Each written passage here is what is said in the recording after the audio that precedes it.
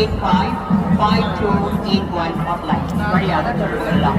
எப்பொழுதும் தேவஸ்தானம் மக்களுக்கான சேவையை தொடரும் என்பதை இந்த வேளையில் சொல்லிக்கிறோம். வெற்றிவேல் முருகனுக்கு அரோகரா, வெற்றிவேல் முருகனுக்கு அரோகரா அப்படியே சொல்லிட்டு படியேறுங்க. உங்களுக்கு வந்து அந்த பழு தெரியாது, அந்த வழியெல்லாம் தெரியாது. ஏனென்றா நம்ம வந்து வாரத்தெல்லாம் வந்து முருகன் பொருள் நம்ம நடந்து போறோம்.